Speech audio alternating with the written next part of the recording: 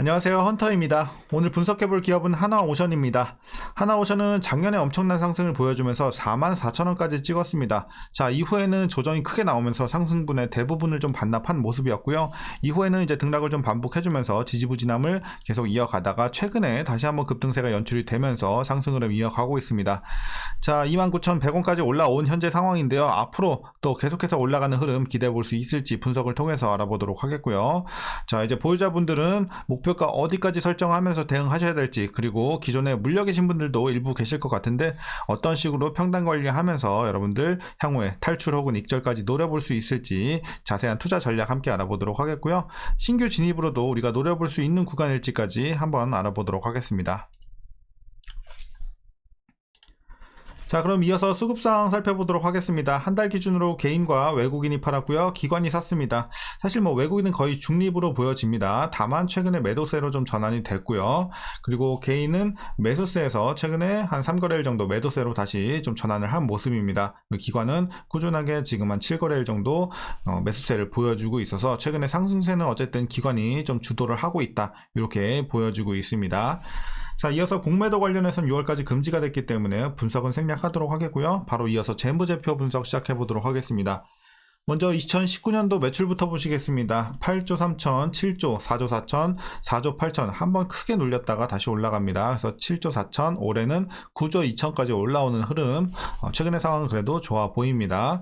자, 영업이익 살펴보도록 할게요. 마찬가지로 크게 눌리면서 2천억대에서 자, 마이너스를 계속 기록을 하다가 자, 마이너스 폭을 작년에 굉장히 크게 줄였고 올해 흑자 전환에 성공을 한 모습입니다. 그래서 향후에는 계속해서 상승 흑세를 유지할 것으로 예측은 되고 있고요.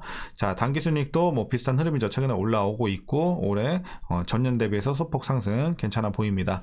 자, 분기별로 한번 살펴보도록 하겠습니다. 지난 4분기부터 보시게 되면요, 자, 전년 대비해서 많이 나아지긴 했어요. 자, 마이너스 4천억에서 마이너스 400억까지 줄어들었죠. 근데 하지만 적자는 지속이 됐었고요. 자, 1분기부터 이제 분기별로는 흑자 전환에 성공을 합니다. 그래서 전년 대비해서 흑자 전환 성공, 그리고 2분기에도 마이너스 1,500, 자, 500. 그래서 계속해서 올라갈 것으로 기대가 되고 있고, 자, 3분기에도 740에서 760. 물론, 이때가 확실히 흑자 전환을 했기 때문에 많이 올라가진 못하지만 살짝의 소폭 상승 보여주고 있는 3분기 예측이 되고 있습니다. 그래서 실적은 전체적으로 괜찮다, 이렇게 이어지고 있습니다. 흑자 전환 성공하면서. 자, 이어서 부채 비율 살펴보도록 하겠습니다. 200, 160, 370. 자, 과거에 한 200에 300. 그리고 자, 이때 굉장히 높았죠. 재작년에 1500까지 올라오면서 좀 너무나도 높은 수치가 있었는데 재무 건전성이 좀 악화가 됐었지만 다시 한번 좀 크게 내려오면서 원위치 됐습니다. 200대까지 작년에 내려왔고요. 사실 이렇게 크게 좀 재무 건전성이 좋아졌던 이유는 작년에 이제 유상증자로 인해서 이제 자본이 좀 확충이 되면서 이런 점이 좀 주요했다 보여집니다. 그래서 아무래도 하나그룹 편입이 되는 과정에서 2조 원의 거금에 이 자금이 좀 유입이 되면서 부채 비율이 좀 크게 감소를 했습니다. 그래서 이런 점이 작용을 했다. 그래서 200%까지 내려왔다, 이렇게 보여지고 있고, 자, 올해도 200대 계속 유지가 되고 있습니다. 다만 이제 조선주 관련해서는 부채 계약이라는 게 존재를 하기 때문에 무조건 높은 게 안 좋은 것만은 또 아니에요. 하지만 너무 높은 것도 당연히 안 좋을 수 있겠죠. 자, 이렇게 보시면 되겠고요. 이어서 ROE 보도록 하겠습니다. 마이너스, 그리고 플러스는 2 정도 기록을 했었고 계속 다시 마이너스, 그리고 6, 4. 올해 어쨌든 전년 대비해서 좀 떨어집니다. 그래서 전년에도 그렇게 좋은 건 아니었지만 올해는 전년 대비해서 수익성은 좀 떨어지는 상황이고, 확실히 수익성은 내년부터 치고 올라갈 것으로 보여지고 있습니다. 10, 13 이런 식으로 좀 두 자릿수 진입이 기대가 되고 있는 내년과 후년입니다. 그래서 올해는 조금 아쉽다, 수익성, 이렇게 보시면 되겠고, 이어서 주당 순이익 한번 살펴보도록 하겠습니다. 자, 마이너스 700, 그리고 계속 마이너스, 이후에는 작년에 700, 그리고 올해는 500대까지 떨어지면서 어쨌든 전년 대비해서는 살짝 눌려요. 그래서 이런 점은 좀 아쉽게 다가오고 있고, 자, 그리고 배당이 이제 지금까지 한 적이 없네요. 그리고 올해도 일단은 배당이 없을 것으로 예측이 되고 있습니다. 그래서 배당 기대는 안 하시는 게 좋을 것 같고요. 자, 마지막으로 현재 PER 47.7배, PBR은 1.95배 나오고 있습니다. 그리고 현재 주가 밸류에이션 상황은요, 지금은 여전히 약간의 저평가 구간으로 판단이 되고 있습니다. 일단 시세가 한번 났기 때문에 엄청난 저평가 구간은 아니고 살짝의 저평가 구간이다, 여전히 아직은 조금 싸다, 이 정도로 말씀드릴 수 있을 것 같습니다. 자, 그럼 이어서 하나오션 관련 이슈 한번 살펴보도록 하겠습니다. 자, 먼저 지난 4분기는 아까 보셨다시피 영업적자 488억 원 기록을 하면서 컨센서스를 좀 크게 하회하는 아쉬운 실적을 기록을 했습니다. 그 배경에는 상선 부문이 생산 공정 안정화 및 환율 하락에 따라 일회성 비용이 발생을 하면서 2048억 원 수준의 적자를 기록한 영향이 좀 있었습니다.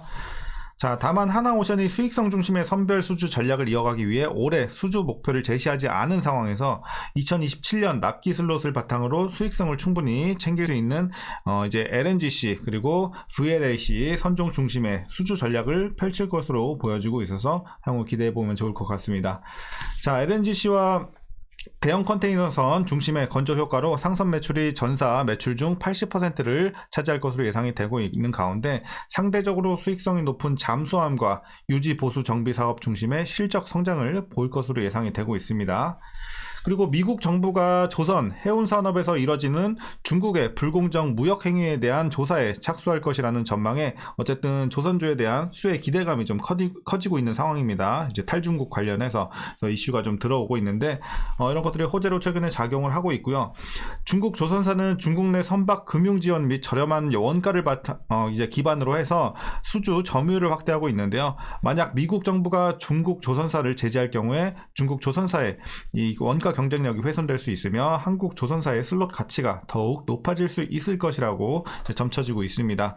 그리고 미국 관련 소송이 증가할 가스선에서는 장기적으로 한국 조선사의 점유율이 더 높아질 수 있다는 전망이 나오고 있어서 긍정적으로 보여집니다.